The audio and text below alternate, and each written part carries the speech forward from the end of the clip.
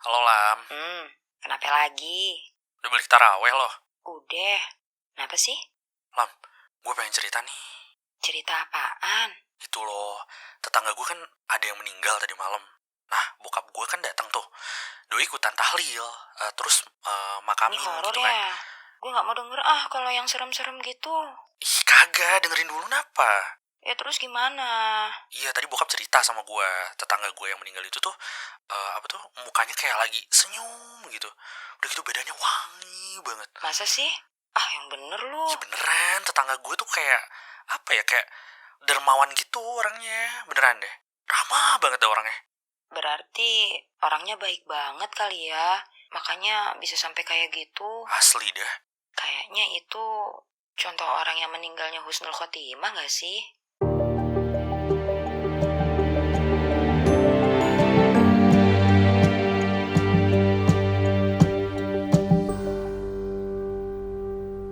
Assalamualaikum warahmatullahi wabarakatuh.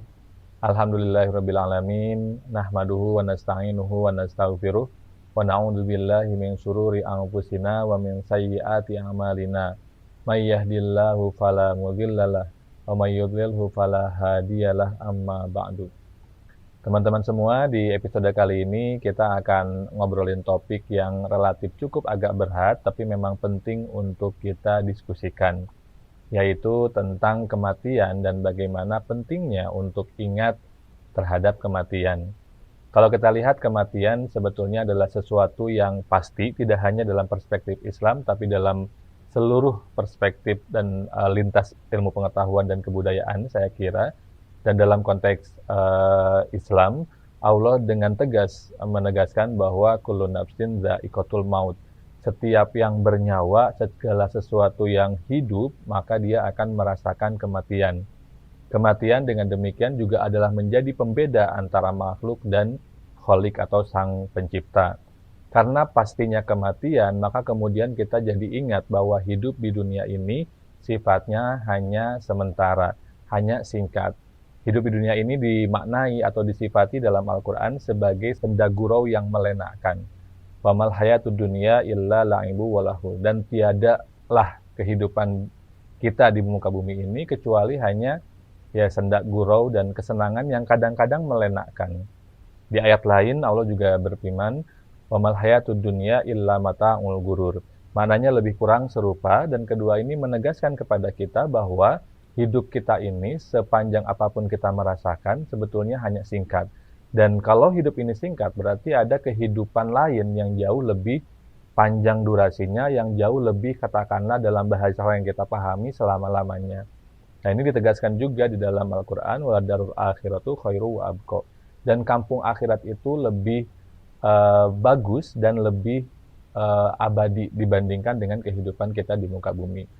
Sebelum kita membandingkan bagaimana singkatnya kehidupan di dunia dengan kehidupan di akhirat, kita juga bisa membandingkan betapa singkatnya misalkan periode hidup kita dengan periode alam semesta yang jutaan tahun. Kalau kita bandingkan 60 tahun misalkan, katakanlah seperti itu, usia kita dengan usia alam semesta itu juga sudah sangat kecil, yang ibaratnya mungkin kayak seperminuman teh atau satu sore yang sangat singkat, tahu-tahu sudah selesai.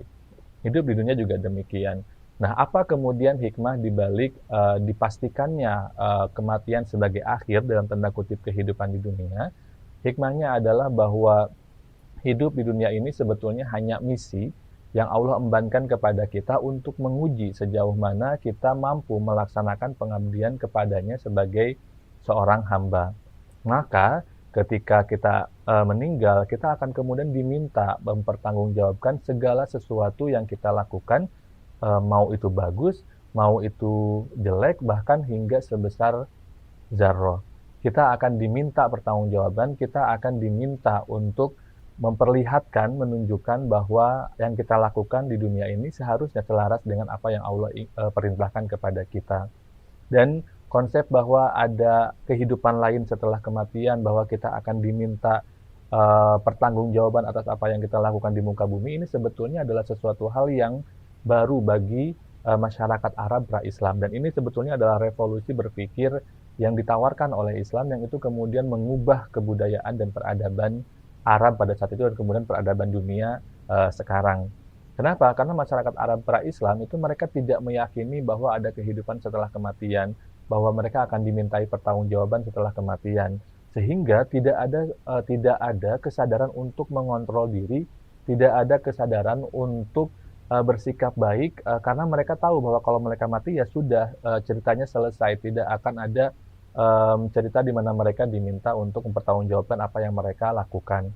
Nah, dalam Islam, perspektif dan mindset tersebut diubah, kita disadarkan bahwa ada kehidupan yang lebih nyata, yang lebih abadi, di mana kita akan diminta pertanggungjawaban, sehingga ketika kita bersikap, kita mencoba untuk sekuat tenaga menyelaraskan apa yang kita lakukan di dunia ini dengan kehendaknya, dengan keinginannya, dengan perintahnya.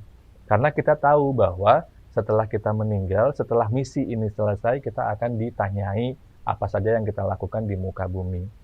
Dan dalam konteks ini kita juga tahu bahwa kita ini lemah, kita ini mudah sekali untuk tergoda, untuk terlena dengan fatamorgana kehidupan, sehingga kemudian kita lupa yang sejati, kita lupa tujuan kita di akhirat, tapi kita kemudian menghambakan diri kita pada tujuan-tujuan semu yang sifatnya duniawi dan semata ini. Nah, Allah mengetahui itu sehingga kemudian Allah menurunkan nabinya, menurunkan kitabnya sebagai guidance bagi kita, dan kemudian juga Allah memberikan banyak sekali kompensasi gitu. Allah menjelaskan bahwa rahmati maglubun anil ghadabi. Rahmatku itu lebih besar, jauh lebih akbar dibandingkan dengan kemarahanku. Ini menunjukkan pada bagaimana Allah mengetahui bahwa kita diberi misi dan ada kemungkinan kita tidak bisa menjalankan misi itu sebaik mungkin, sehingga Allah sudah memberikan rahmat, baik itu berupa ampunan atau pahala yang berlipat ganda, karena Allah tahu bahwa kita tidak akan mampu untuk melaksanakan tugas kita secara optimal. Nah, tapi bukan berarti bahwa kita tidak boleh untuk memaksimalkan upaya kita. Justru upaya kita yang optimal, sekuat tenaga kita, semampu kita, itu akan menjadi wasilah datangnya pertolongan Allah, datangnya ampunan Allah, atau datangnya syafaat. Nah, dalam konteks ini, syafaat adalah istilahnya kompensasi atau pertolongan yang itu diberikan oleh Rasulullah. Ini adalah hak istimewanya, privilege-nya Rasulullah untuk menolong kita umatnya yang berupaya sekuat tenaga untuk melaksanakan mengabdi kepadanya, kepada Allah Subhanahu wa taala, walau mungkin belum optimal, sehingga kemudian atas dasar upaya tersebut kemudian Rasulullah merangkul kita, meraih kita, sehingga kita bisa selamat nanti di kehidupan akhirat.